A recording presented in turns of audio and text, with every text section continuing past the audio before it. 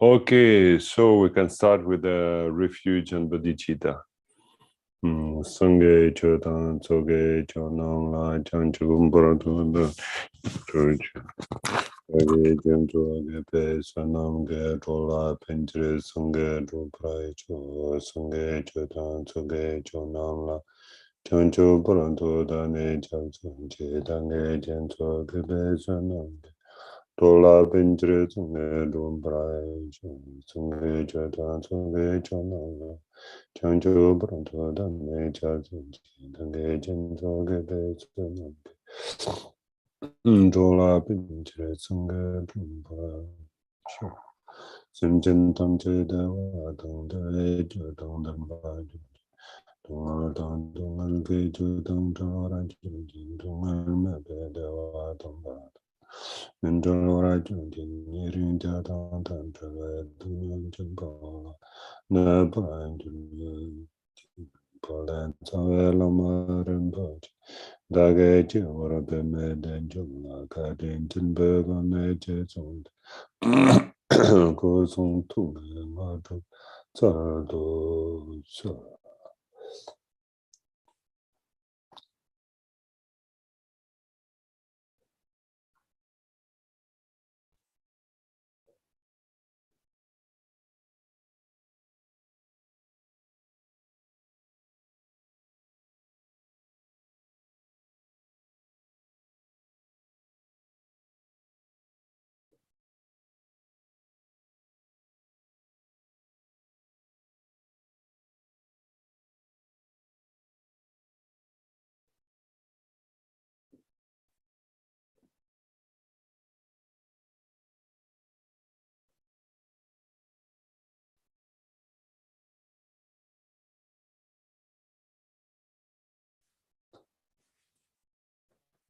Okay, friends.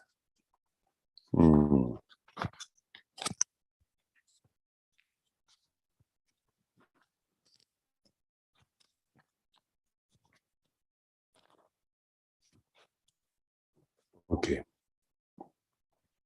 You hear me clearly? It's okay? Okay, perfect. Yes, so we just took refuge and developed bodhicitta.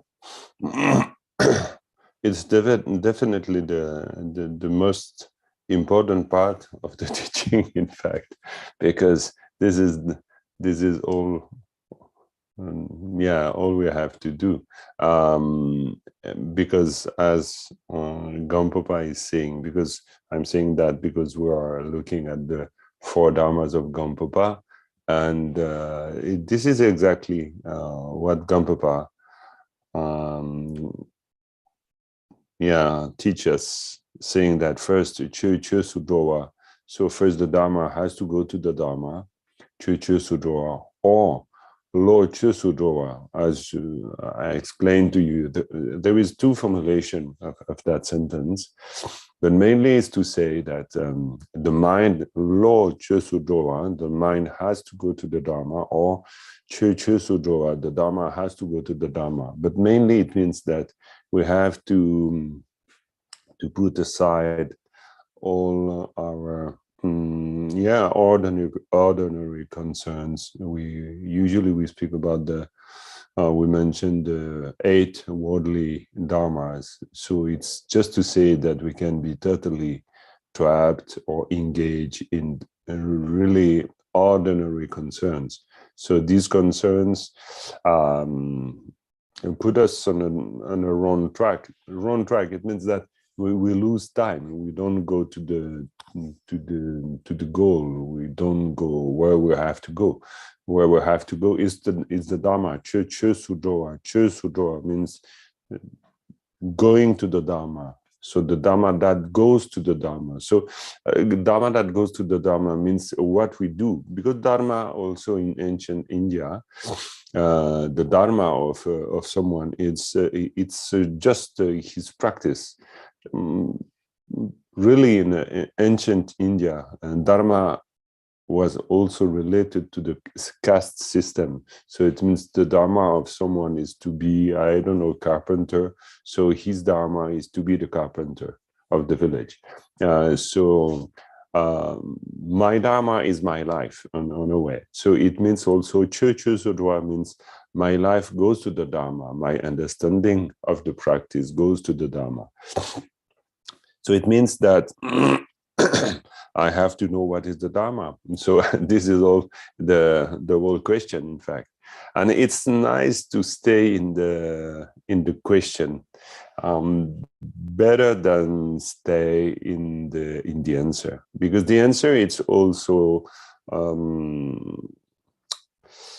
a way to get stuck somewhere. So that's why it's, I think, very interesting to go through that teaching on the four dharmas of Gampopa, because it asks us what we do, where we go, how we do. And so this is nice because all this question is not to make the mess in our mind.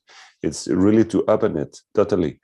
Otherwise, we get stuck. We think, okay, I know, this is clear. We do that, I'm sure of.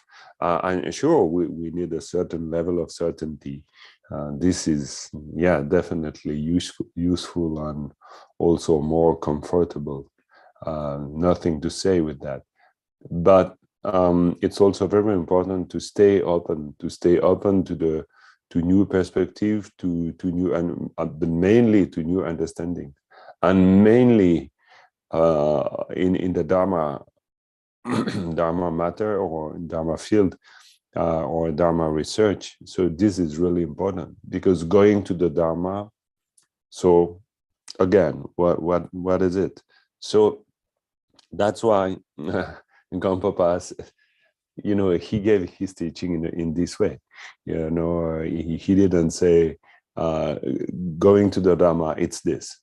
It's all he had that possibility, definitely, and he said what is it also. But in the formulation, it's very nice, because we can keep it like this: Chöchö Sudrowa. So we have to give some efforts to do the path. Okay, Chöchö Sudrowa, what does it mean? The Dharma that goes to the Dharma. So we have to reflect, and this is good. And the second one, Chö Lam to draw. So this is also very cryptic, like an enigma, because Chö Lam to draw. So the Dharma Lam to draw has to go to the path or has to become the path. Chö Lam to draw. So become the path. And so in the commentary, sure, they gave us the answer, and it's very good. But are we certain that we are not concerned by ordinary concerns? And are we totally sure that even, as it is said here, even if we are totally convinced of the impermanence of phenomena and death and shortcomings of cycle of existence, are we really going to the Dharma? And are we sure that we develop bodhicitta? And so that's why we continue always to understand or to look at what we're doing. And it will be very important with the third and fourth of the Dharma of Gampopa. The third one is the path that dispels delusion, Lam Tulpa Selwa. But before that, I think we have to think about the inseparability of method and higher knowledge. As you remember, the last time we spoke about that, it's so important, tap and sherap. So these two has to go together. So compassion and wisdom. Wisdom means, yeah, sure. Wisdom means the emptiness, understanding of emptiness, or realization of emptiness. If we can realize it, this is perfect. But these two has to go together. So that's why he said here, you know, turning toward the actual path, this is in the commentary, and the apparent level, one recollects that phenomena resemble dream illusions. We saw that. And, you know, again, it makes me think, because, okay, it's not that I forgot, but always, you know, when I read this, okay, this is the point. You know, so that's why it's a process, a never-ending process. And through understanding that any one's Dharma activities, whether great or moderate in degree, as well as loving kindness, compassion, and bodhicitta, resemble dream illusions. Through understanding of that, the inseparability of methods and higher knowledge is practiced. And so the Dharma turns toward the path through these two. So it means that there is a condition of going to the second Dharma.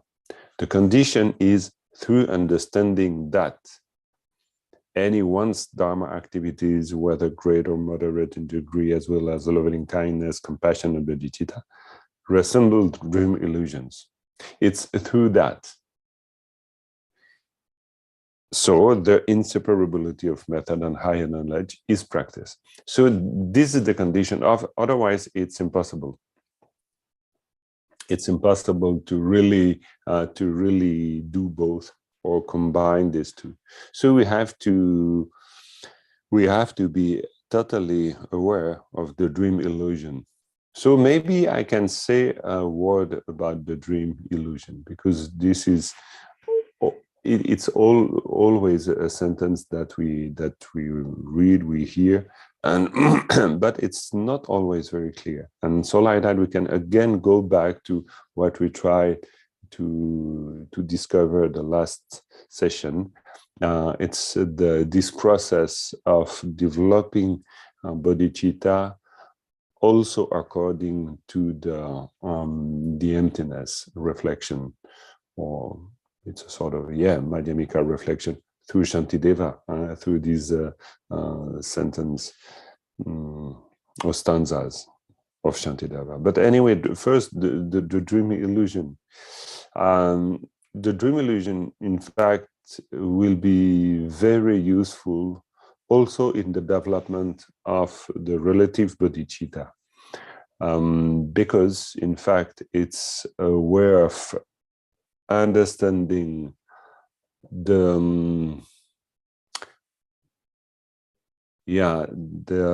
how we can say. For instance, when we say that, as Shantideva explained, we are equal with each other. So we have the same aspiration to find happiness and to avoid suffering. So this is the fundamental preoccupation of all sentient beings. So we better understand that kind of statement if we understand the dream illusion, because we try to achieve happiness and avoid suffering only because we're trapped by that illusion. So it's important to understand that kind of illusion in order also to practice while be conscient of this dream illusion. Both are very important, because it means that our practice is rooted in this understanding. So it's rooted in the understanding that because we believe so hardly to the reality of I, so we do what we think is useful for this I, for this self. So it means that So we try to reach, achieve happiness and avoid suffering only because of that belief. It's a belief. So we function based on that belief. And we understand all the strategy of ourselves related to that, according to that, according to an illusion. So understanding what is this illusion, so we understand what is the power of this illusion. And so when we understand what is the power of this illusion, the strength, immeasurable strength of this illusion, so we can use that strength. So this is a very important point and a very important link, because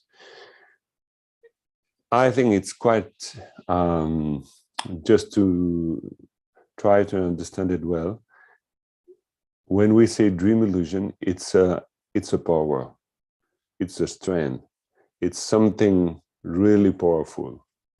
And very powerful because of that, the cycle of existence turn since beginning last time till now.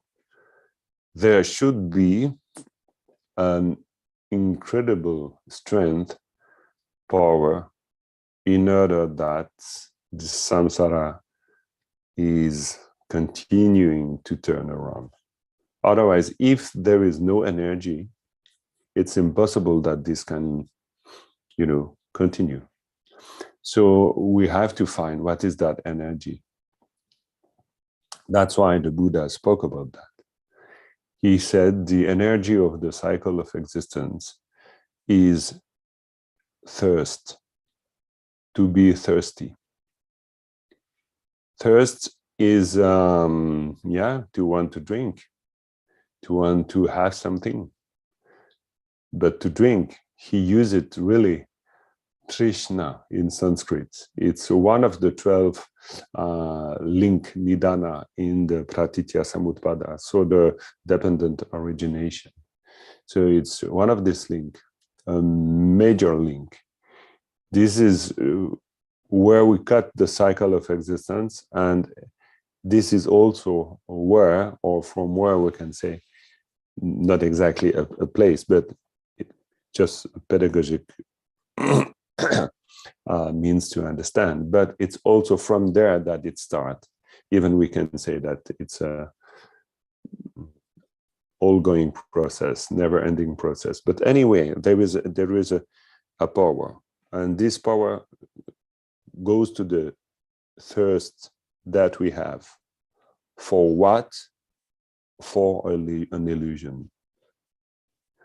So when we speak about self, when we speak about others, perceiving the phenomena, or what we say, tulpa in Tibetan, to say confused, to be confused, it's because we have the thirst, we are thirsty for that illusion.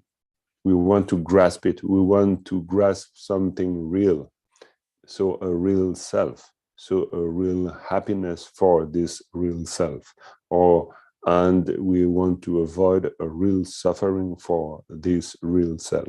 And so we act because of that. So when we understand that this is the power of the cycle of existence, and I think it's never finished to understand how it is going on, because it's so powerful to understand the power of this illusion. But when we think about Nagarjuna, for instance, so for Nagarjuna, he's the great master of the Madhyamika, and explaining, he was the one who started to explain the emptiness in concrete words, and with a lot of skill, in order that we start to understand what really is this emptiness. So he's the great master of that. So we can say that his major work was to make us understand what is emptiness. And so when we say what is emptiness, it's another way to say what is the illusion. Because maybe you were not very familiar with that, but when we speak about illusion, it's always an illusion of something. We're not just we're illusions, we're confused because we perceive things in the wrong way. So this illusion, it's always related to something. So it is related to the belief that thing exists by themselves in their trueness. We think that they have an essence, they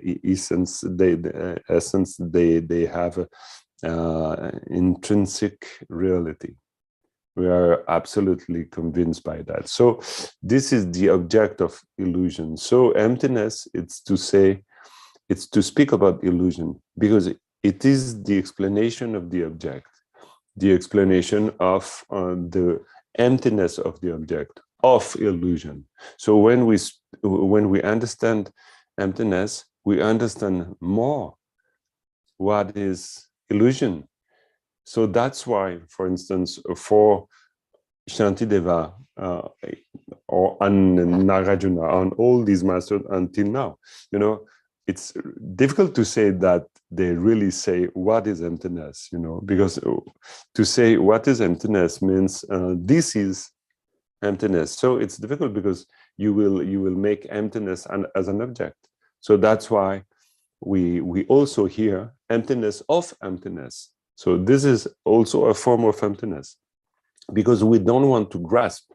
So it means that the best way to understand emptiness is to understand our confusion, our lack of understanding of emptiness. If we understand our confusion, so we understand something, we understand that there is something we don't know. And so this something we don't know is emptiness. Because what we think to know, what we think we know, so the reality of self, this is the illusion. So this is our knowing, we can say, I know that I exist. But if I say, but this understanding is wrong, so it means that there is something else to understand. So I understand that there is something I don't understand. So this something that I don't understand is emptiness. It's something beyond, not exactly beyond, but something that there is, but I cannot really say, I can say myself exists, but I cannot say this is emptiness. It's difficult to say, oh, this object is emptiness. I can, I can put my finger on me and say, yeah, Jean-Marc, yeah, this is Jean-Marc, I can say that. Even if it's a total illusion, according to the Buddha's teaching. But I can say that, I can even say that. But I cannot say like this for emptiness, I can say, okay, this is Jean-Marc, but where is the emptiness of Jean-Marc? So, so I will have to say, so this is also the emptiness of Jean-Marc, I also have to use that. And I have to say, yeah, but when you say this is the emptiness of Jean-Marc, what are you talking about? I'm talking about the fact that the self of Jean-Marc, this is really the emptiness. The nature of this self is emptiness. It's not to think that it exists. It's to understand that it exists while be in the same moment totally non-existent. Because this is the nature of things, I don't know if I'm totally clear, but to understand the true nature of dream illusion is to understand how we dream, in which world we are when we dream. And so when I know that, so I start to understand okay, so this is why I can believe that I exist. So when I dream, when I know what is the power of the dream, so I know what the power of the dream can make me do. He can make me think that I exist. When we dream, the power of the dream make me think that there is a tiger, and this tiger is very dangerous, and this tiger will eat me. This is the power of the dream, even if there is no tiger. So he has the power to make me believe. So if I understand when we say dream illusion, that's why I'm explaining in that way. Because otherwise we just read, yeah, one recollect that phenomena resemble dream illusions. Yeah, but frankly, if we don't try to put an effort to understand, so it's just a nice sentence.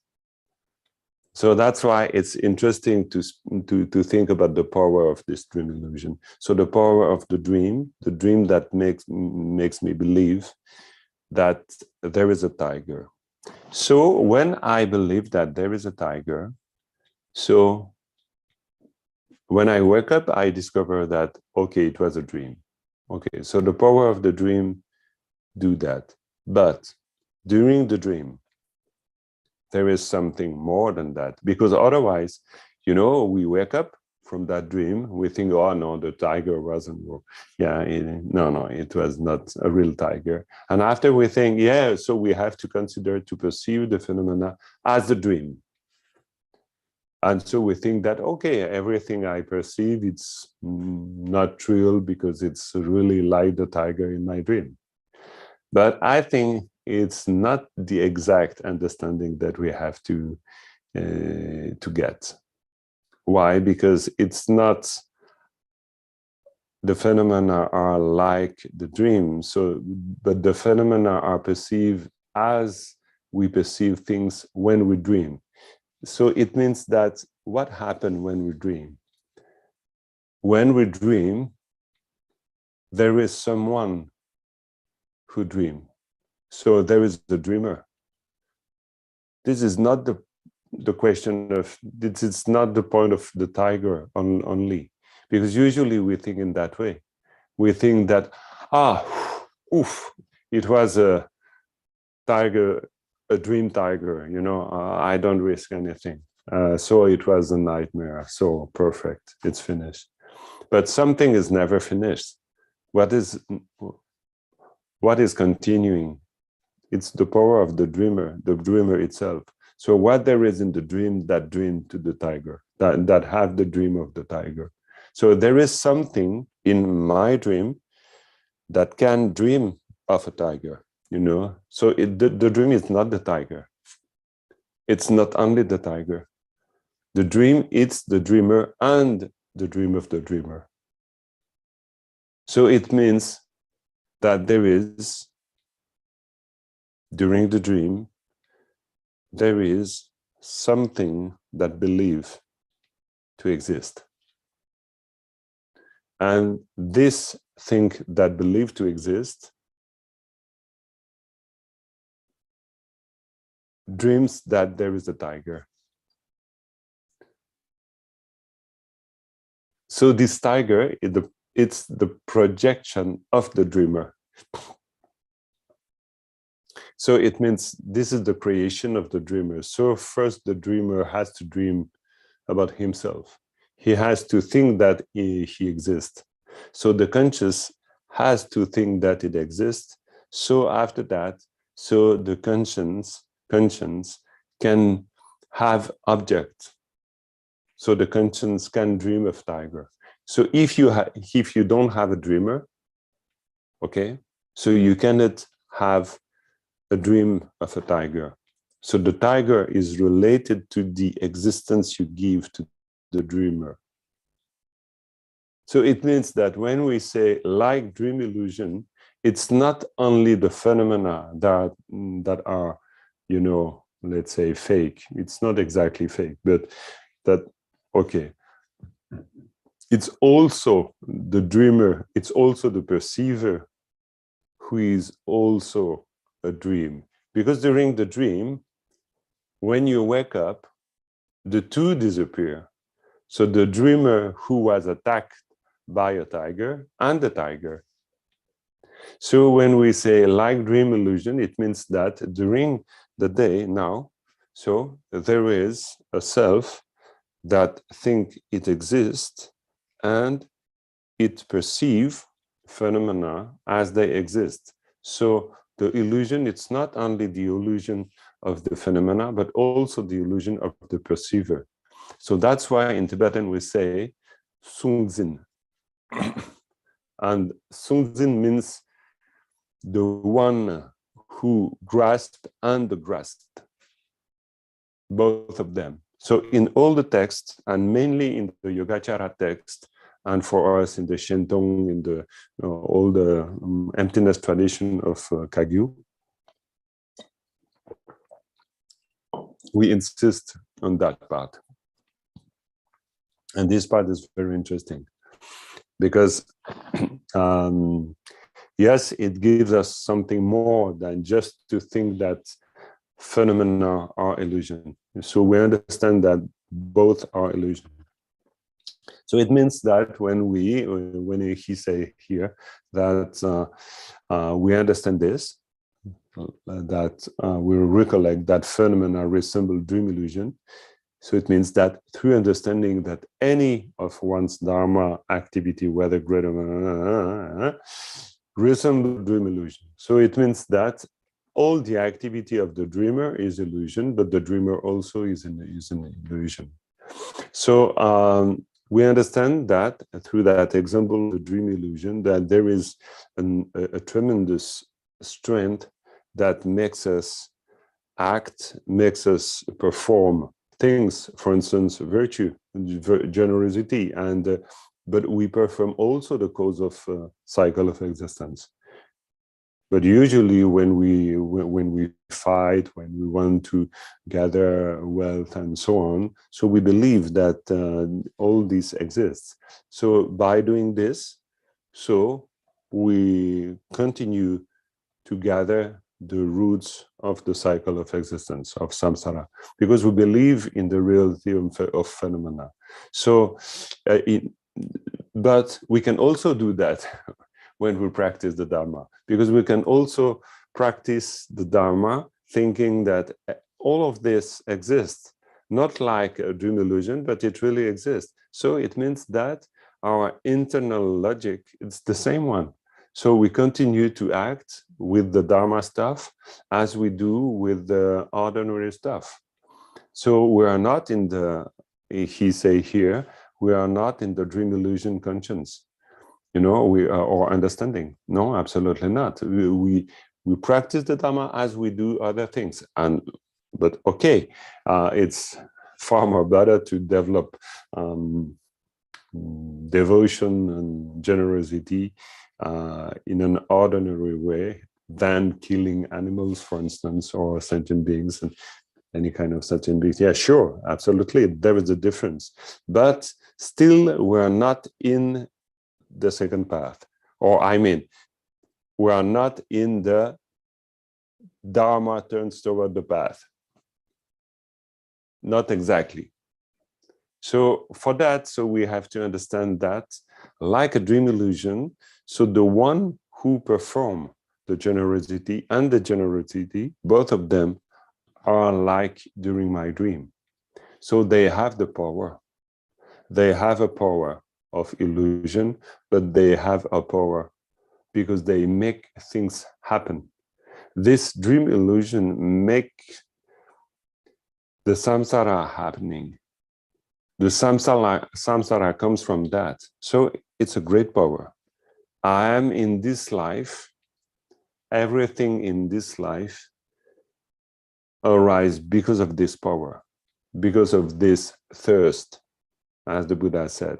Because of that, so after there is lenpa, so grasping, and after there is becoming, and after there is birth, old sickness, old age, and death. This is in the dependent origination. So there is a chain of reaction because of this thirst. So in the same, it is the same with the dream illusion applied to the Dharma practice. So it happens something when we cultivate this dream illusion. I don't know exactly what, because, you know, I'm like you, I'm trying to develop this understanding, so we'll see. But the teaching says us, this is what we have to do. So let's try. Let's try to begin with this, to begin let's try to practice the Dharma with that understanding. And it can be really interesting. So, and you know, he says this in the commentary, because the inseparability of method and higher knowledge is practice. So what does it mean? It means that by doing this, by practicing the Dharma in that way, so you unite the two. So it means that you unite the power of the act with the power of that emptiness, you know, that illusion, because you still perform, you still are generous, you continue to be generous, so you continue to act, you continue to be Jean-Marc who does something, but you do that knowing that all this is an illusion. So you train yourself to continue to live with that understanding. And so by doing this, the inseparability of methods are the acts, the generosity, passions, strength and ethic and mental stability and everything. So what we do, whatever we do, so we continue to do that, but with the higher knowledge. So it means with the knowledge of emptiness, of these two. And so the Dharma turns toward the path. So it means that at that moment, so the Dharma goes to the path, turns toward the path. So we start to engage in the practice. So Dharma start to be the path. So that's why from there we can go after to Lam Tulpa Salwa. So the path that dispels delusion.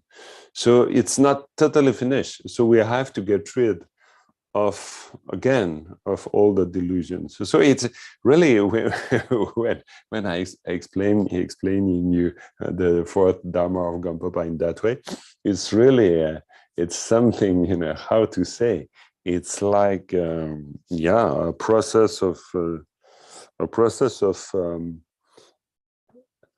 I don't know, a process of dispelling delusion. You know, it's really it's so strange, the feeling I have, because it's like, you know, you have to go deeper and deeper in this understanding of all the dreams you have, thinking that they are real.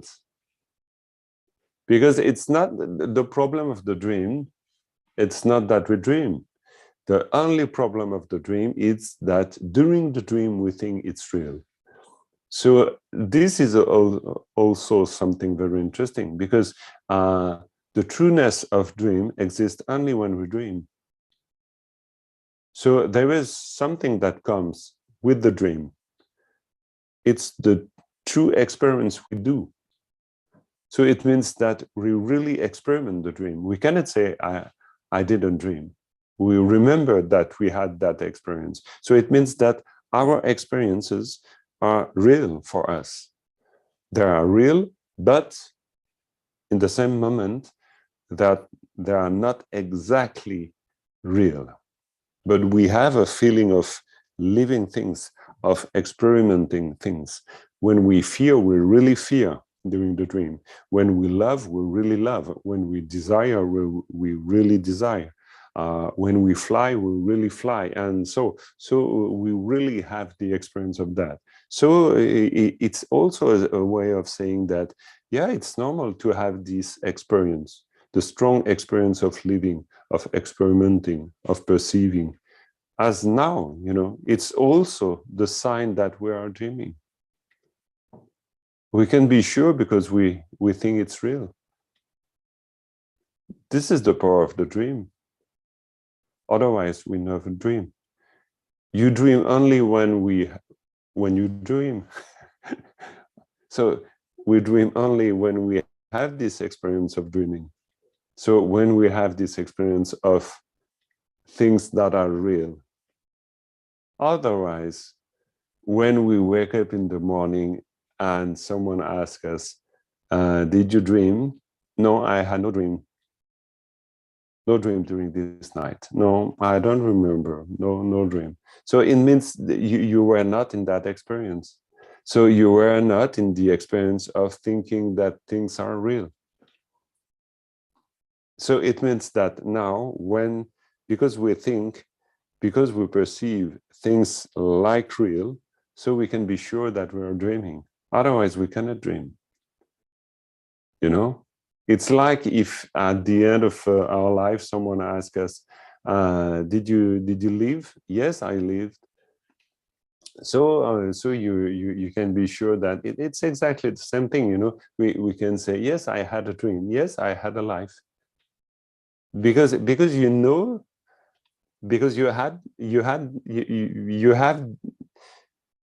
have this experience. You have the experience of living. So you have the experience of dreaming.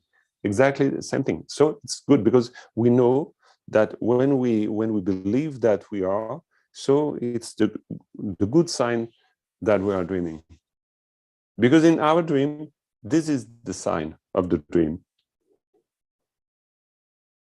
Otherwise, there is no dream. So the characteristic of the dream, it's the reality of the dream. It's the reality that we perceive. So it's interesting to say that because the reality, it's not only the sign, it's mainly the sign of illusion during the dream. So when we say dream illusion, phenomena resemble dream illusions. So in the true sense, this is the sense. So if phenomena resemble dream illusions, so it means that we perceive phenomena, we experience phenomena like in the dream. Okay, so from that, we can understand easily what Shantideva tell us about method. So method, it's the love and compassion, everything, loving kindness, compassion, and bodhicitta resemble dream illusion. In the commentary, it is said. So we can understand why. Because when Shantideva says, so we are equal with others, in front of happiness, in front of suffering, we are equal. So it means that we have something in common. We have this experience of the dream. We have this self. We have this dream that we all do, the dream of existing. So for Shantideva, this is the path. So understanding the dream, understanding the illusion of the self, makes us aware that the others, they have the same dream, they have the same process. And if we understand that this I, it's a dream, so it means that the reality of myself is no more real than the reality of others. There is no true reality in the dream. So all dreamers are totally convinced that they exist. This is the characteristic of a dream. So if you have this characteristic, So you know exactly that this is the same illusion. The nature of that illusion is the same one. So this is the point of Shantideva, to say that the nature of myself, it's exactly the same nature of yourself. The self of yours, of you, is the same one, is the same that the self of me, if I say in like this, you know? Because myself, it's interesting because in English we say myself, yourself. So it's clear, in fact, you know, we speak about the mine and yours, but the nature of the self of my and your self is the same one. It's a dreamer. It's a dreamer. So the nature of your dream is no more real than mine, you know, and my dream is no more real than yours. Because when I say, because we know that, because when I wake up and I say, wow, I was eaten by a tiger, the other one can say, yeah, but this was a dream, you know, and you know, yes, it was a dream. So we all know that it was not real. So the same thing, you know, I know that yourself and myself are, yeah, yourself is no more real than mine, you know. You don't. So for Shantideva, it's very important because he says that now because of that we experiment suffering and happiness in the same way, always same way. What does it mean? Same way as the dreamer. So in the text of Shantideva, I will find the passage in the, just wait for 1 second.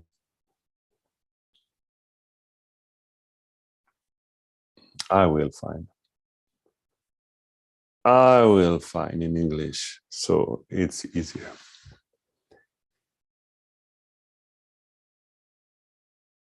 So I will have the correct formulation.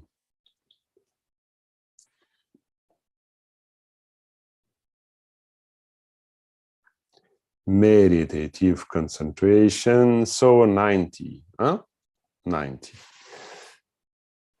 Strive at first to meditate upon the sameness of yourself and others. In joy and sorrow, all are equal. Thus, be guardian of all as of yourself. So this is really interesting. So this is the first sentence, you know, the first stanza of Shantideva, 90, in the chapter of concentration. And yeah, he say that, you know, the sameness of yourself and other. So the sameness of yourself and other, it's to say that others are convinced, like myself, like when their dream, their tiger is the same, is as real as my tiger.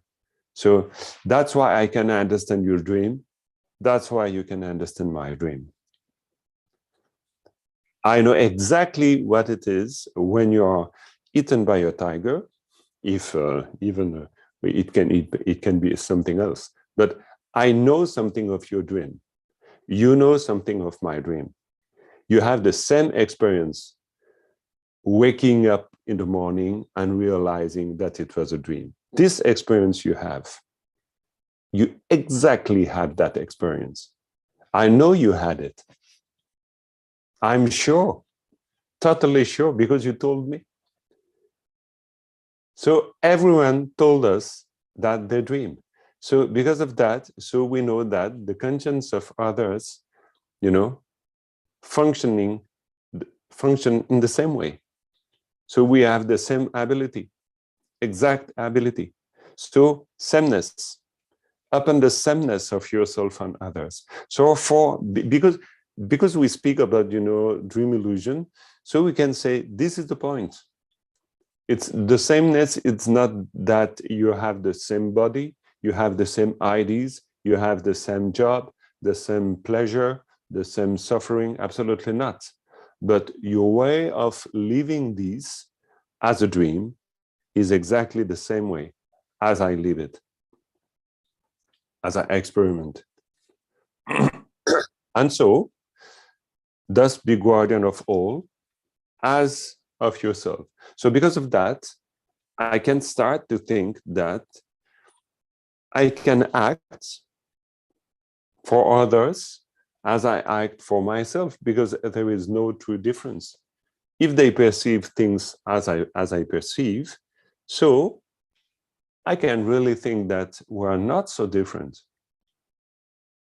So for Shantideva, it's very important, because at the end of the process, we'll change with other. So we'll exchange, not change, we'll exchange with other. So exchanging, so we'll go deep in the Lojong, in the Tonglen. So it will be something, because it means that I no more exist. So you find the emptiness in this process. From the beginning till the end, there is emptiness. There is emptiness in the sameness of yourself and others. And there is also emptiness at the end, when you can exchange. When you can exchange means that you are no more convinced that only you exist. So you can really start, we can really start to have love and compassion, definitely, because of that. So we can really go in the path, into the path. So it's very interesting, because it roots love and compassion in emptiness. And so since the beginning, so we do both, inseparability of methods and higher knowledge, the two. We spoke last time of the horse or the car, and saying that because of the power of identification, so things become mine because of that. So the self I have become myself because there is this identification. So again, it's very important, because we understand that through that identification, I exist only through that. Otherwise, I cannot say myself. To say myself, so I have to think that it's really mine. And other one, they also say myself. So there is no difference. That's why he said, there is no difference between suffering. Suffering, it's always suffering. We cannot say unhappiness, it's always happiness. We cannot say that there is a real difference in the form, maybe, but not in the fact that, yeah, suffering, in the experience of suffering, it's the same thing. Because it's the same experience of a dreamer. So the dream experience of that, it's exactly the same. So from that,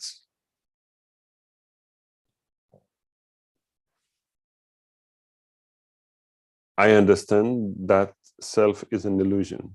So I can perform whatever I do, knowing that this is an illusion.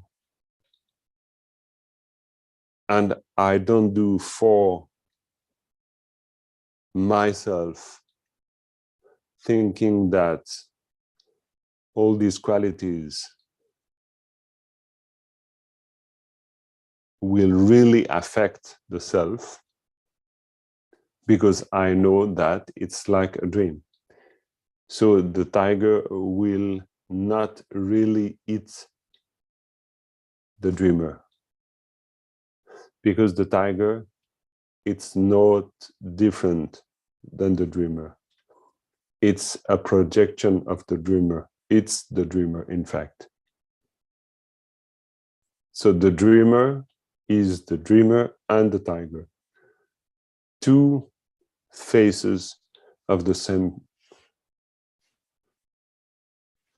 one. So it means that generosity I perform, it's not something different than myself. So it's very interesting, in fact, because slowly I yes, I can start to be in the experience of that, you know, not outside, but inside the experience, you know, experimenting the experience of these two, so the dreamer and the tiger, as a totality, not something totally split off. Otherwise, if I think that, so I think that, for instance, generosity will really help me, you know, and so it means that all what I do, all the Dharma practice I do, it's only for me, like in the dream. So the tiger will only eat myself. So will only eat the dreamer, you know, or anyway, you know. But it's the dream is, you know, yeah. But then anyway, you know, it means that you do things for yourself. You do things thinking that you exist. So when you don't do things in that way, so it means that you are more open. So you can also give. You can also, you know, think that yes, you are not performing this only for yourself, because the others are the same. So the generosity, all the qualities that you develop are from the beginning also for the others. You know, it's not just the quality of generosity of yourself. It's the quality of generosity in general. So this quality you can share. You can, when you dedicate the merits, so you can really share. You can really think, yeah, all this is done anyway, and it's given to others because others they perceive the same in the same way, and it's not. I didn't perform this only for myself, you know. So when we dedicate, so it's a way of remember that from the start, it wasn't for really myself. It's just a way to remember that we are not at our service. So we are not doing things in an ordinary perspective, thinking that only I exist. So it's for my advantage. No, it's more than that. It's to develop something. It's to understand the dream. It's to be free from the dream as others. So we never lose the perspective of others in that process. And this is really important. And doing things in that way, so we can go to the third. So the path that dispels delusion. But yeah, I think it's clear, no, on that point, or not?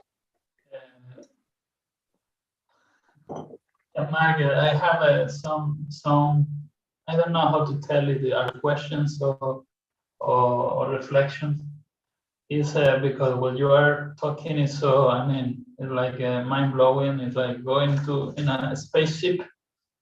First, I want to talk about how to use the. I want to try to be accurate. How to use the emptiness, the understanding of emptiness as a remedy for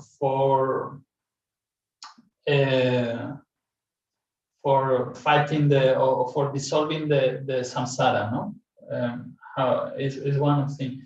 One question I have is, if one, for example, had during the practice the experience, not the realization, but the experience of the emptiness.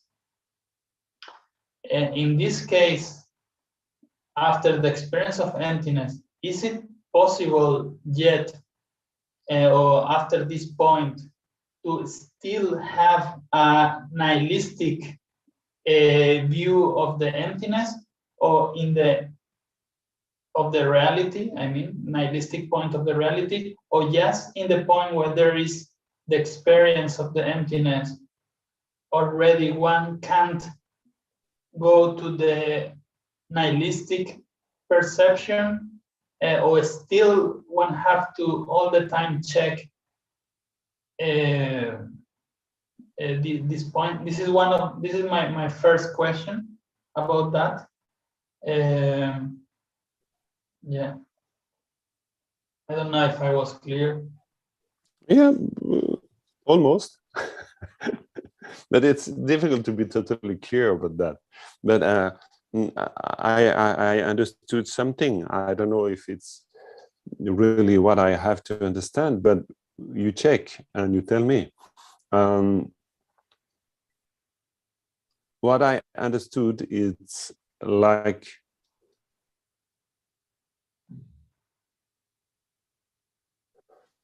when we experience emptiness,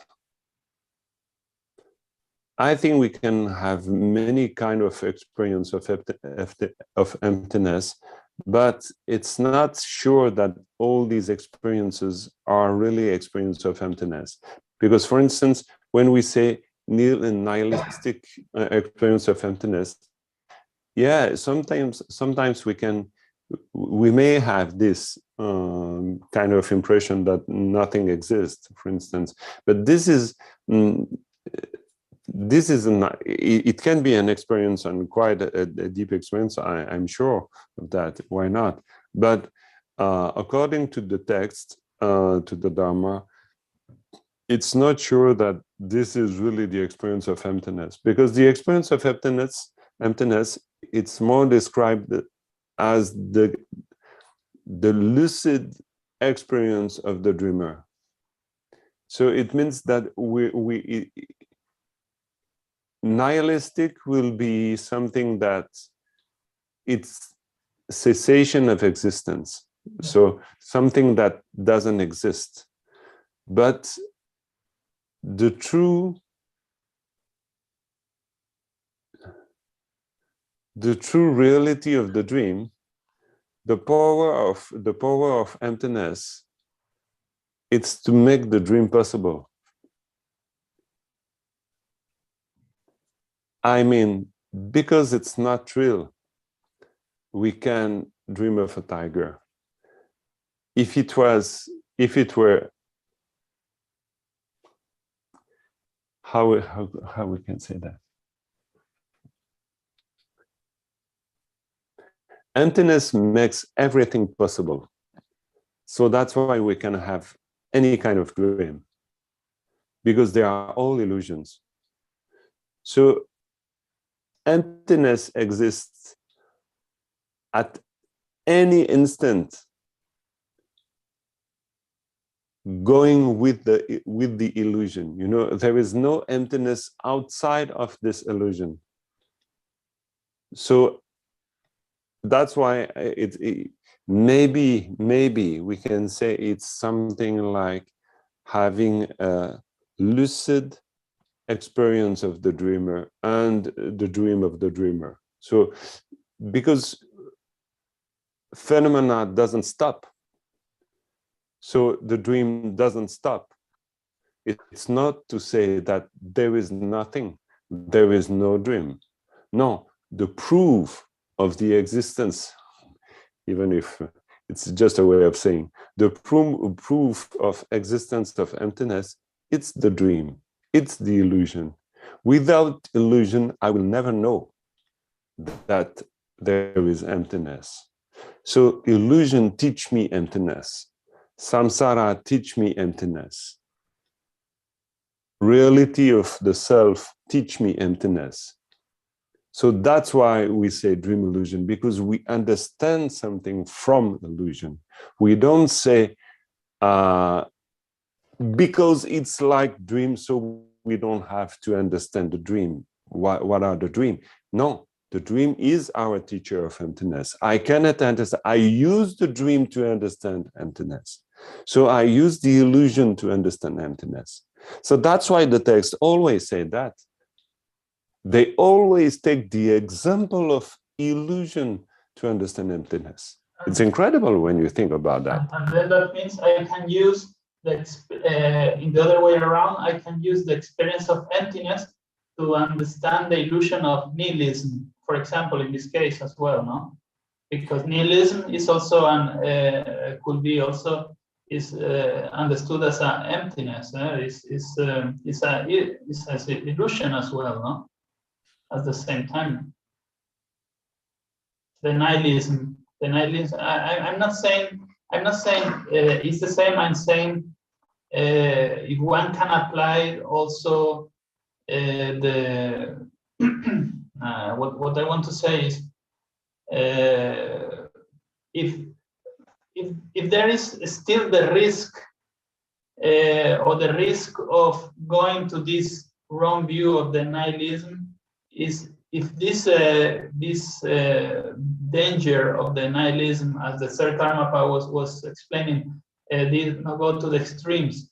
If this risk of going to the extreme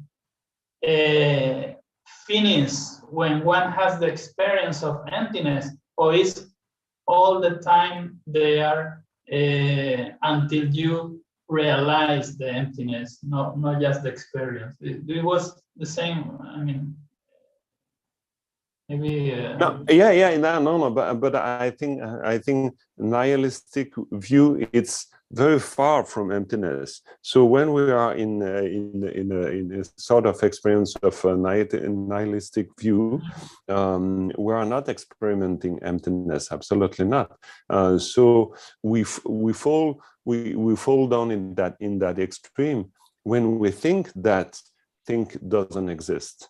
So it's just, again, an illusion, a total illusion. So that's why we speak about dream illusion, because dream illusion, it's why it's a dream. It's a dream because we think it's real. So because we think thing doesn't exist, so we can sure it's an illusion. Okay. I mean, yeah. The main teaching of a dream, it's to make us think that it's real. So these two extremes are extreme also because we are totally attached to a belief. So we believe things that they doesn't exist. So nihilistic view, this is a belief, and we believe things exist, but it's exactly the same one, in fact, because we totally grasp to this belief. We think oh, phenomena exist or phenomena doesn't exist, but we totally believe. So the dream illusion is to believe. Okay. The dream illusion is to believe, because our experiment of dream, it's exactly this. So we never question the dream when we dream. We are sure we are dreaming. We are sure there is a real tiger and so on. So we are convinced of the illusion. So in fact, a nihilistic view or eternalism. So these two extremes are, they have the same nature. They are beliefs. We believe in things, but as soon as we start to believe in things, in the reality of things or ideas, so it appears like a dream, because in the dream we do that always.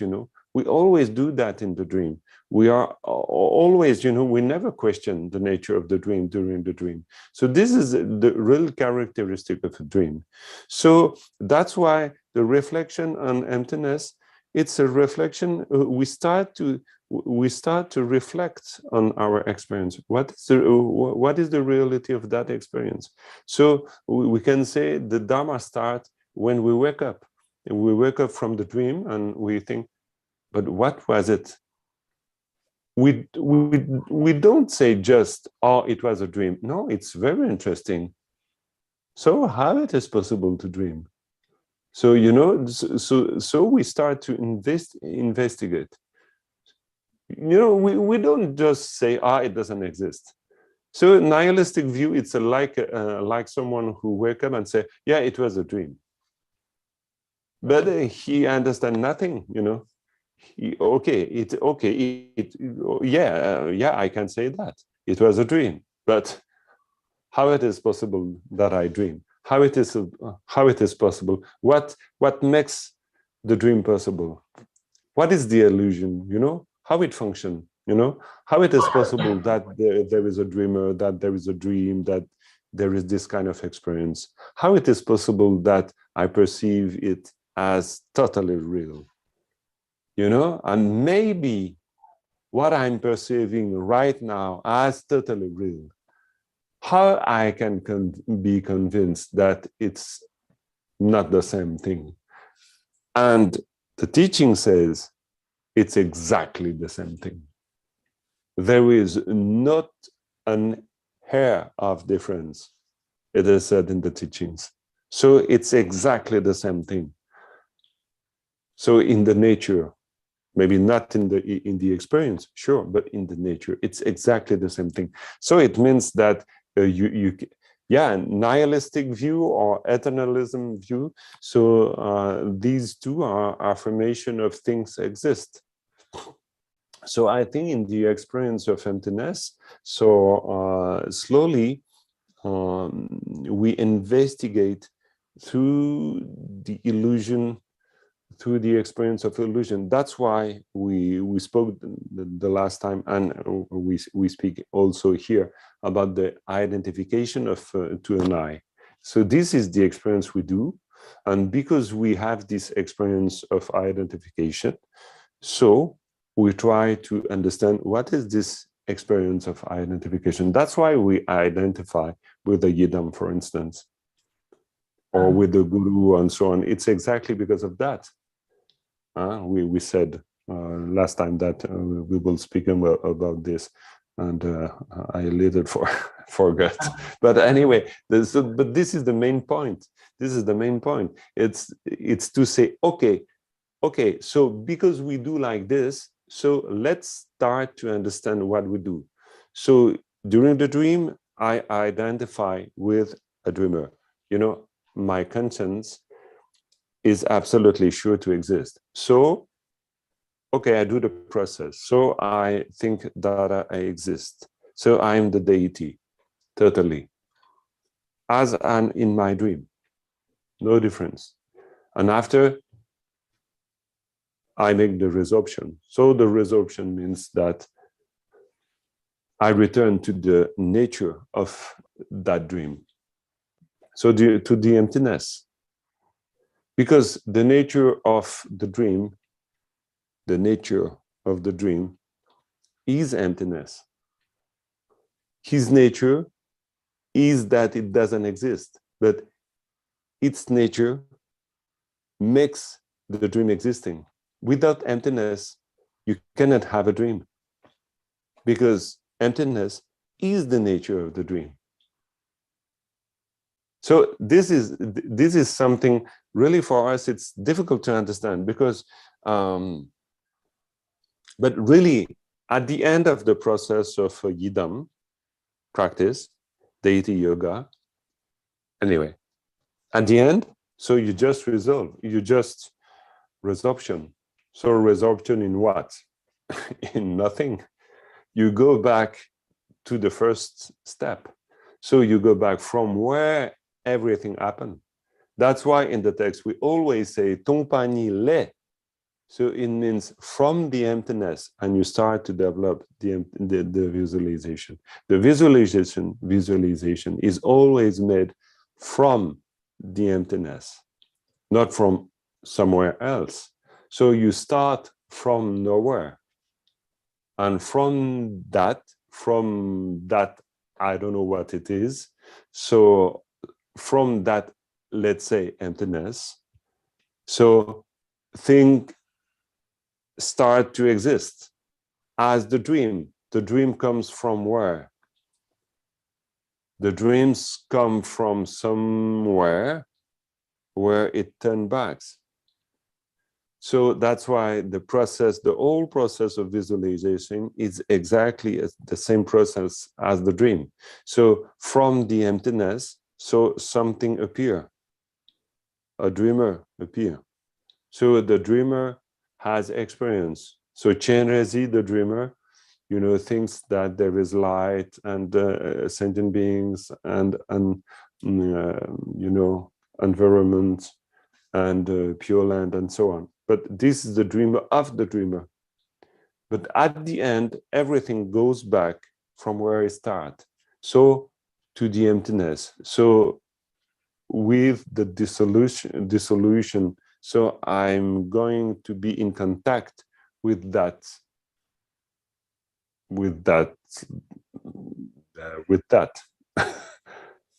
In fact, we can say with that Dharma Dhatu, or origin of phenomena. We can put words, but I will coming back to that. So I will coming back to the nature of the dream, to the nature of the visualization, because the visualization, where it disappears, from where it comes.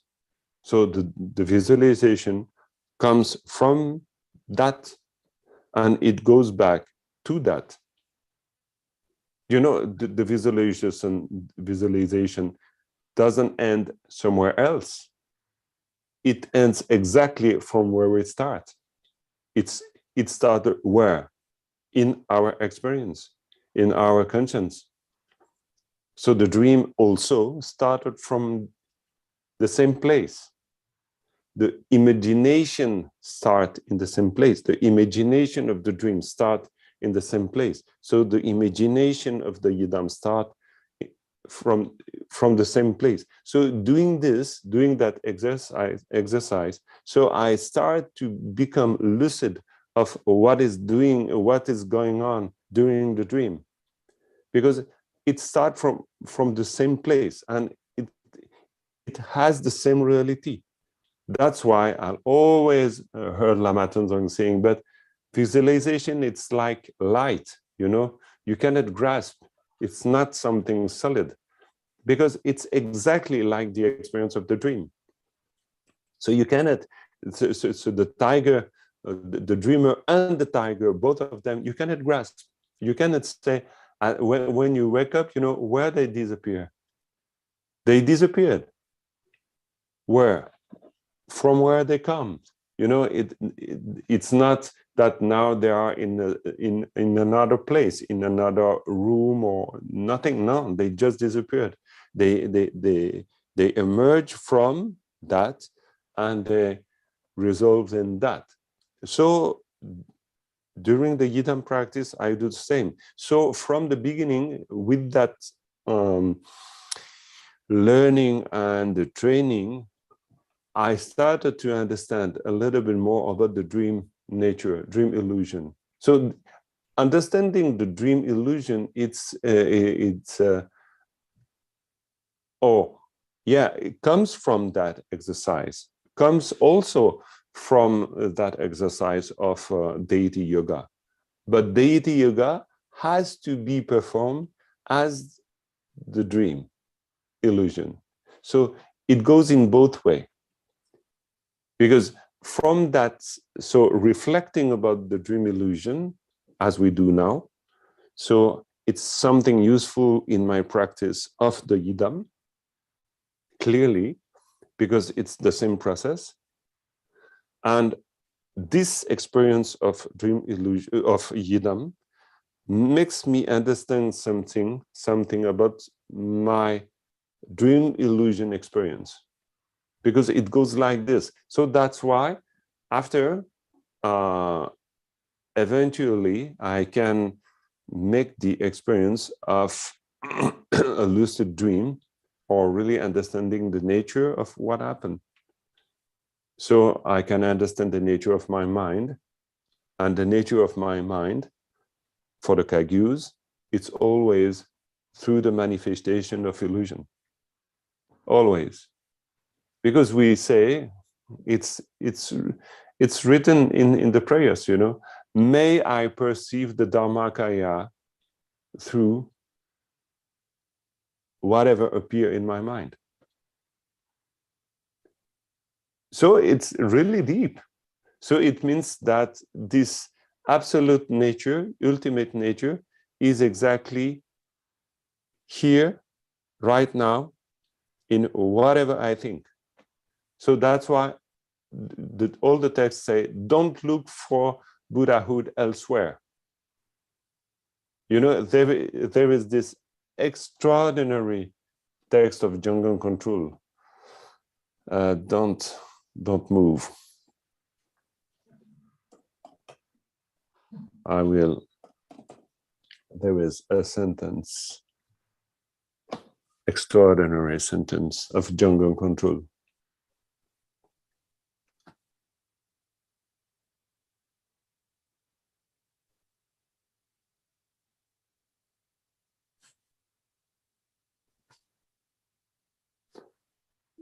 He said, Namo Guru, Tagom Shesul, Mangla Chang, Rangsam Ngowo Chula Du, Semchi Shindu Yu Pa Min, Tate Namto Dikayin. So it means even it exists a lot of excellent and numerous way of explaining view and meditation. All of them come to the point of experimenting the essence of our mind. What we named mind, it's not something that exists elsewhere. It's uniquely this thought right now. This is Jungle Control. So it's exactly the thought that we have right now. So it means that, like in the dream, the nature of the dream, it's not that, for instance, it's not that during a dream, it's a dream only at the beginning or only at the end. At any instant, it's the dream. The nature of the dream is present at any instant of the dream.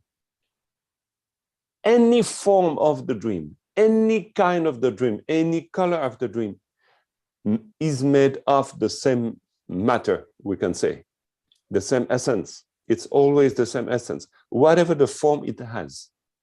So it's exactly the same. Whatever the form the thought may have, it has the same essence. So that's why he said, Date namto dikahin. Dikahin means it's exactly this thought right now. Or the thought of this instant.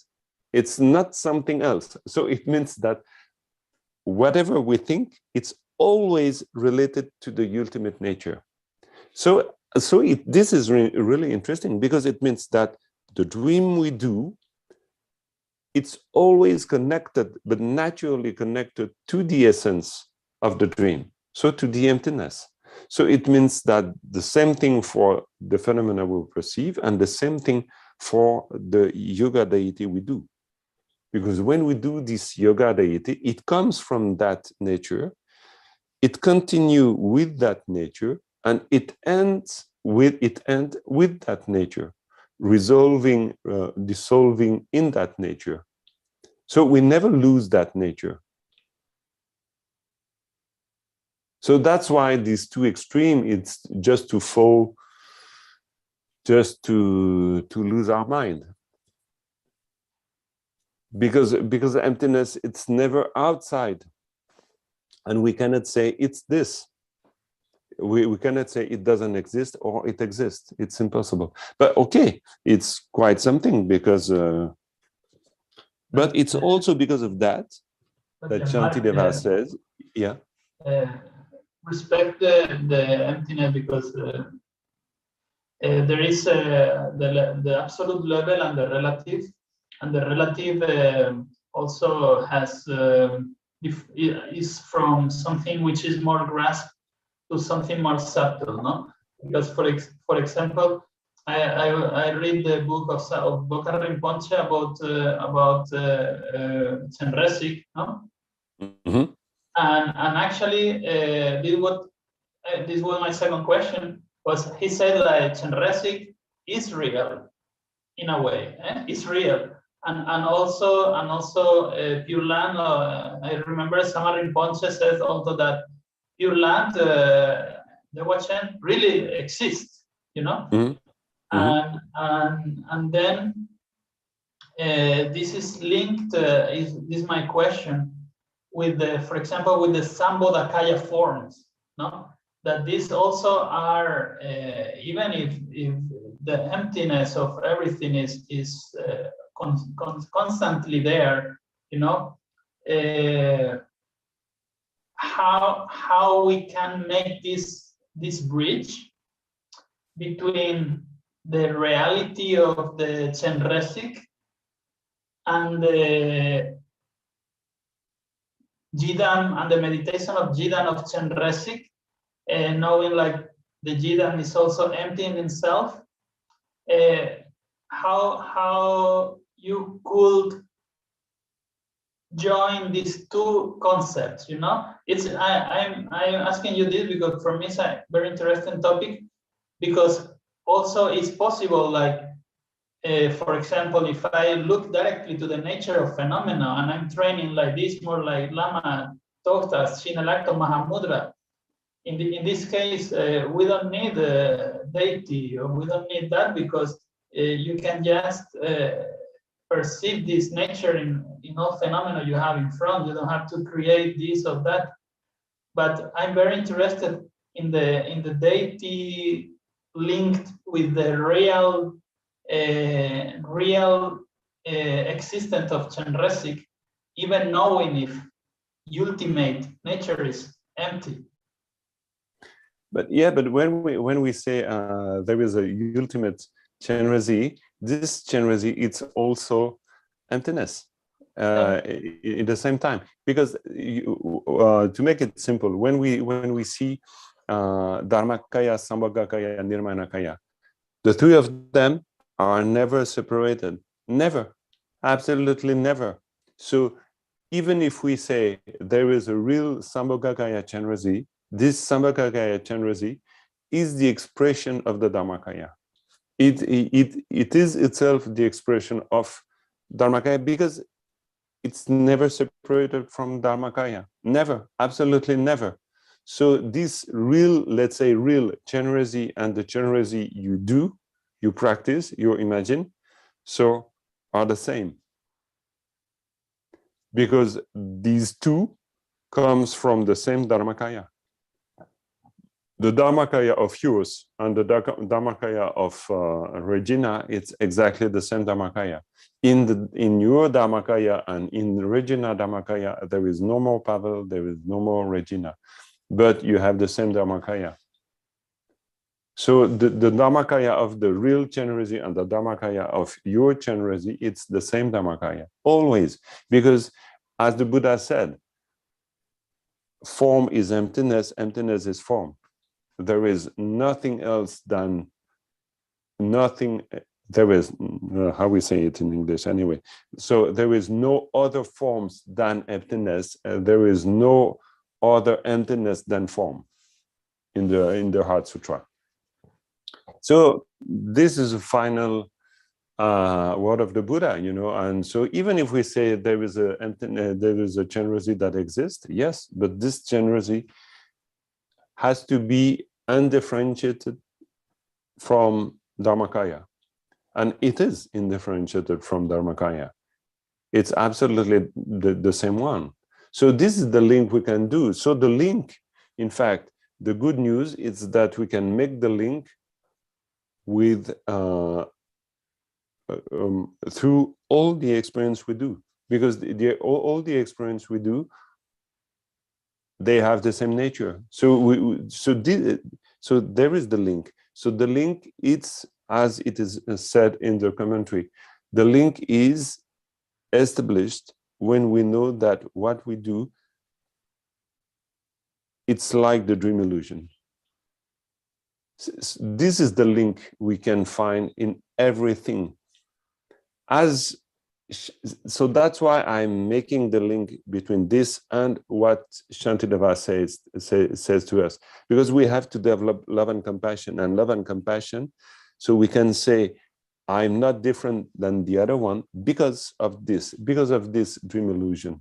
So we share the same illusion, so we share the same nature, in fact. And because we share the same nature, so so there is a link between you and me. And because every phenomena share the same nature, so there is a link between this phenomena and this one. Because they are all, and everything is all related to the Dharmakaya, all related to the emptiness, in fact. I don't know if I answer to your question, but I think our main problem is to think that, for instance, this generosity, also the real generosity, is different than mine. No, because in the true essence of this generosity, or true essence of your mind, it's yeah. This was not my point. My point was not this. My point was to use this method as a tool, because Okay. it's like blessing, not blessing. Blessing, Okay. like compassion or fear or everything. I mean, the ultimate nature is Dharmakaya, but we focus very much in blessing, no? That means we try to use some understanding of the reality in a relative level, who help us to experience the ultimate. No, I'm more interested in this link, not knowing for sure that everything has in the Dharmakaya nature. Is more why we use that, you know, why we use the Jidam, why we use the invocation. If everything is Dharmakaya, I mean, I'm telling you more like nihilistic view. If everything is Dharmakaya, why we should ask? Yes. Why we should think about Senresin? Doesn't make sense. Sure. It's an example. Yeah, sure. No, but we do that till we understand during the dream that the dream is a dream. That's why we do all of this. That's why we practice Chenrezig, just to realize what it represents. So, for instance, when we say dream illusion, we all understand what is dream illusion when we wake up. But all of us, we don't understand what is dream illusion while we are dreaming. So we do all what we do, Chenrezig practice and things like that, in order to understand the nature of illusion when we are in the middle of this illusion. Till we don't understand, so we have to practice. Because now you and me, we're in this illusion, not knowing that this is an illusion. We just have an idea. We have clue, because we read teaching, we hear teachings, we read book, so we know that. Yeah, there is something like the nature of illusion. We know that there is this emptiness everywhere, this Dharmakaya, in everything, everywhere, always. We know that, and it always exists, and it will always exist. So, but these are words, you know. During your experience of the dream, of the reality, during my experience, I continue to perceive it as when I dream. So I'm totally trapped in the dream. You know, I don't understand during the dream that this is a dream. So I have to use devotion. I have to use yoga of deity to understand this. it is to deconstruct our dream to access to what things are. Yes, but also to deconstruct. Yes, you're right, Savannah. But also to not only deconstruct, but also just really realize what is the nature of the dream. Because, you know, deconstruct, it's right. But we just have to be aware that there is nothing to deconstruct, because it's like what I'm trying to say. It's that sometimes we think that we have to make things happen to the emptiness, but it's emptiness right now.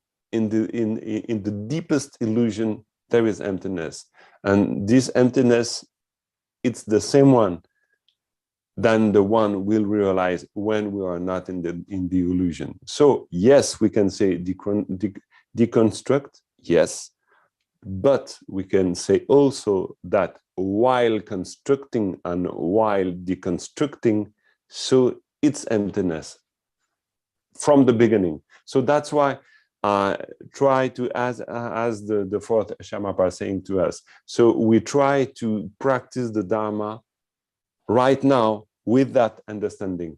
We'll reach to the realization of that at one point, yes, sure, but from the beginning, we do that. So it means from the construction, during the deconstruction, until the end of the process, when we realize this was an old construct. So, but sure, we do that till to access to what things are. Yes, absolutely. But this is the trick of the Vajrayana. It's to say we access to things, to what things are,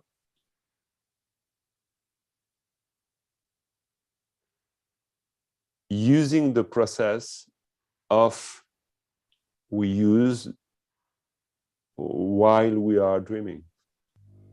Because thinking that I'm Chenrezig, in a way, it's not different than thinking that I am myself. And that's why it's interesting. Because when I do that, I understand something of the illusion.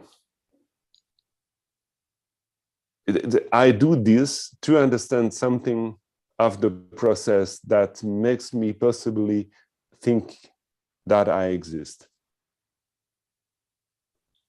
So it's like understanding the dream to understand how it is possible to dream. So when I understand the power of the dream. So I understand, just to make it simple, I try, but it's difficult. But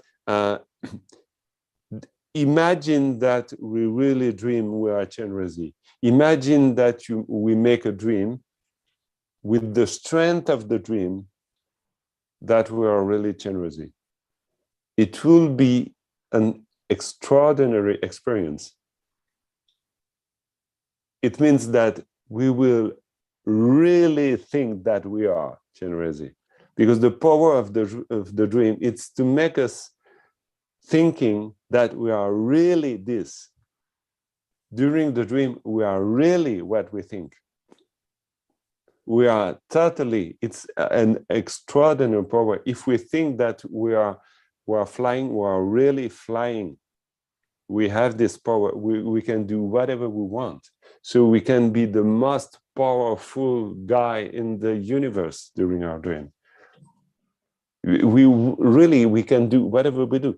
When we dream, if we make an extraordinary dream, so we have this feeling of living something extraordinary, you know. Really, we are this, you know. So it means that when we are Chenrezig, we totally, you know, we are totally convinced. This is what we say, you know, Vajra pride.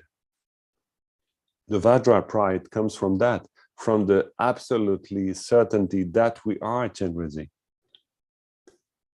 But Vajra pride, it's the pride that we know we are totally illusory. But at the same moment, we are totally this. So we try to understand through that process how to be totally I and totally aware that this I doesn't exist. But we do both. This is amazing for us because in our ordinary understanding, we can be only I or doesn't exist. So the two extreme. But the Buddha says, no, we are simultaneously I and non-I. We are simultaneously myself, and this self, the nature of the self, it's not what I think it is. Exactly at the same moment, I think I'm myself. So together. Thank you. Because it was exactly the answer I needed for my two questions I did before. Now you answer me. Yeah, thank you. It was exactly that, yeah, Mark. It was exactly that. Okay. It was exactly. No, but no, perfect. It's just that I don't know how I can tell you all this because you know. No, but you did already. You explained already because for me no, it was, sure. for me Yeah, it was no. I'm happy for that. No, I'm happy for that. It's yeah, no, perfect. No, it's nice. No, but it's just that I'm like you. You know, we're trying to understand all of this, and yeah, but it's something like that. I think it's this is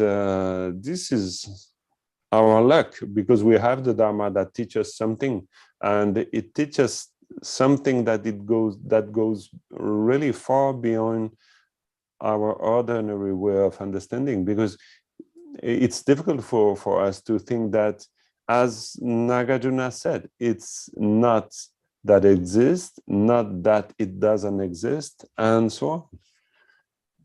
It's not that it's both, and it's not that both.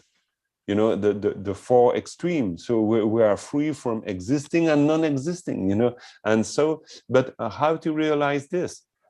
Through the illusion. So it means that when I'm totally convinced to be Chenrezig, I'm totally convinced to be Chenrezig. And now you are totally convinced to be Pavel, and I'm totally convinced to be Jean-Marc. We were sure of that. Savannah, she's sure to be Savannah, Eder to be Eder, you know, Mara to be Nether, Mar, Regina also, Nikki, same thing, same thing. You know, we're all together, you know, we're all absolutely convinced to be what we are. You know, exactly as the same thing when I do Chenrezig. I have to be convinced. I have to train to be convinced to be Chenrezig. Why I have to be convinced? Because if I understand how to be convinced, so I understand something of the illusion that I use to be convinced of being myself. And so I understand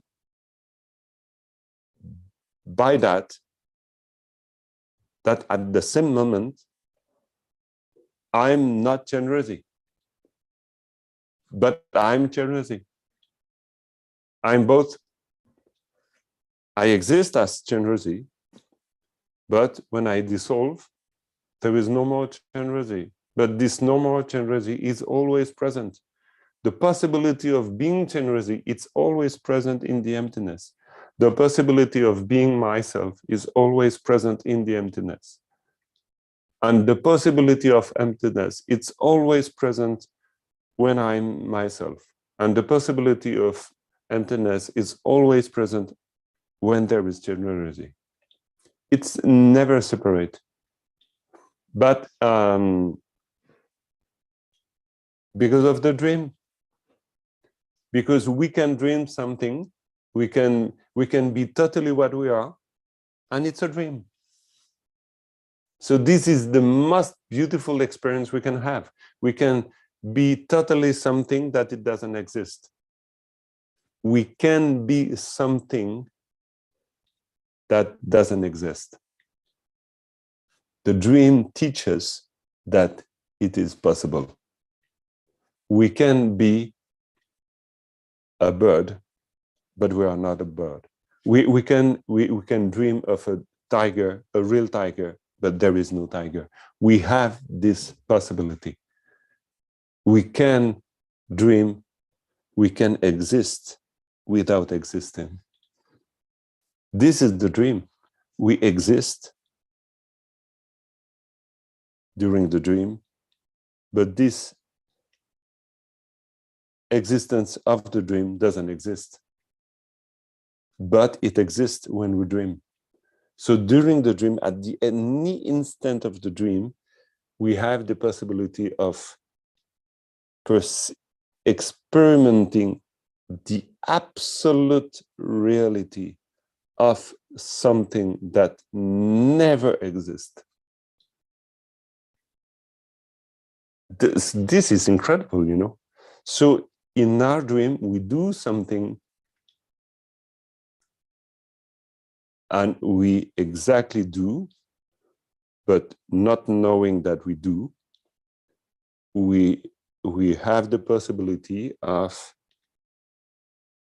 living the relative truth at the same moment of the ultimate truth.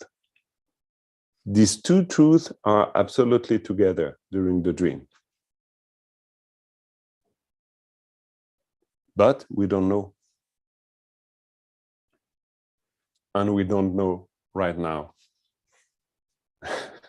We don't know. And this is totally amazing. We don't know. But so when we do generosity, it's just to live again the life, but knowing. When we do a yoga deity, it's just to live totally consciently aware of the life we have. We try to live aware. We try to be aware of what it means when we say, I live. I don't know how to express, but it's really a way to be aware of what is happening, you know. What is happening is that we live, but while living, so we don't exist. Exactly in the same thing in the dream. Because, yeah, because it's like that, you know. Even if we say we live, even if we say we exist, yeah, we think we exist. But because we die, we realize that we don't exist. If what we think exists, it will exist forever. Like if a dream exists for real, so it will last forever. It will never end. But when it ends, so we know it was a dream. Same thing for our life. When we'll die, we'll understand that, okay, it was a dream. But it's a dream now. You know, a dream is a dream, not only when we wake up, it's a dream when we dream.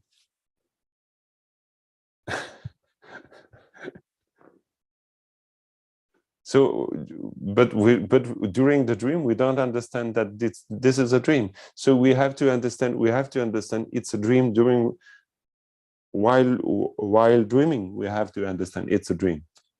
So while dreaming, we understand it's a dream. So it's marvelous because we continue to dream, but we know it's a dream. But that's why he said, In the commentary, it's clear. Huh?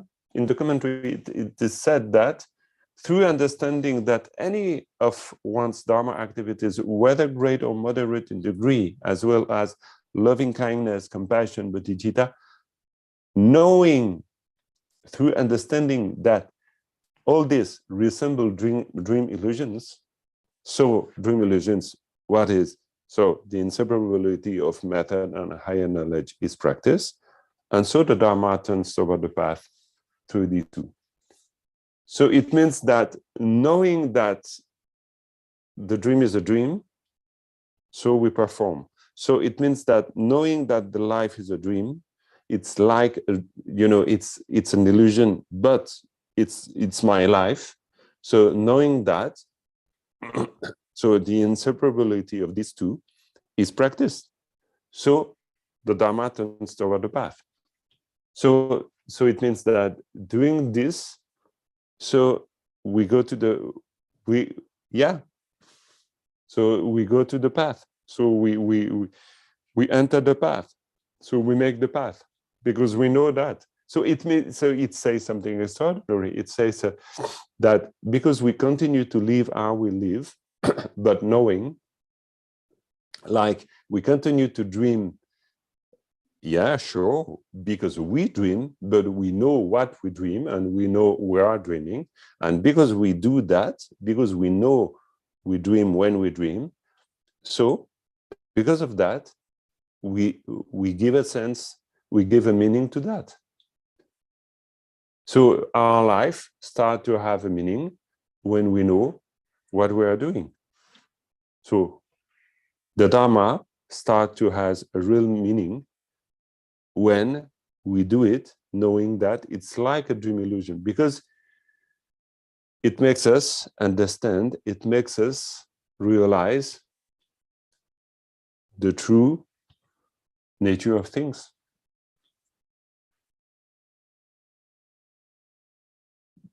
In that way, the Dharma starts to lead us to enlightenment. Yeah, I don't know, because yeah, this is what the Dharma is saying to us. So, I have right now. I have the feeling to be totally, to be all together, trying to figure out what does it mean. Not exactly knowing, but perceiving that, the Dharma says something to us, and it's something like this. And we discover,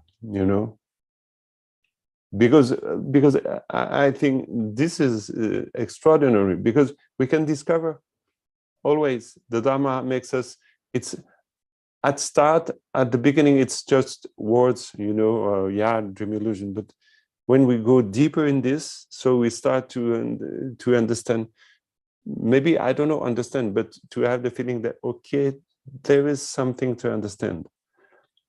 And I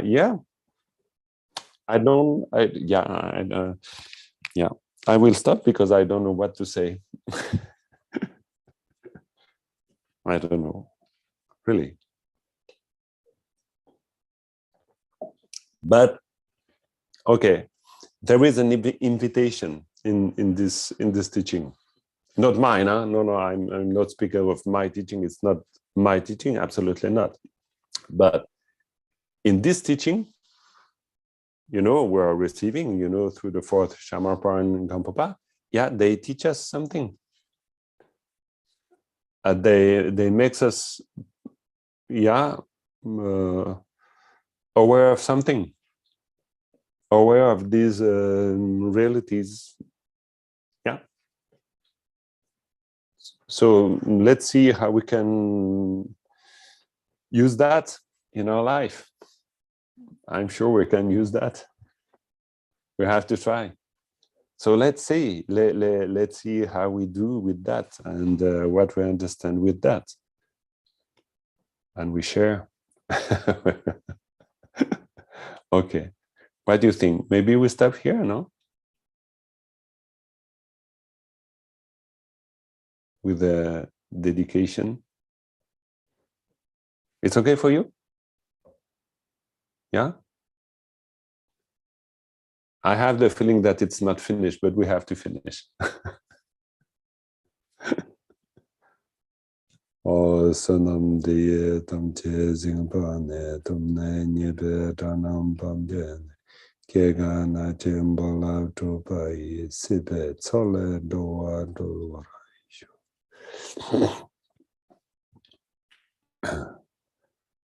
Yes, we give to others all this virtue, thinking that may this virtue. So whatever we understand, so all these efforts, so that, yeah, the path we do, all this virtue, maybe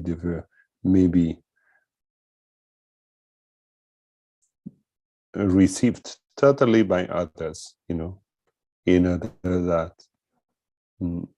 we can all make the path till enlightenment.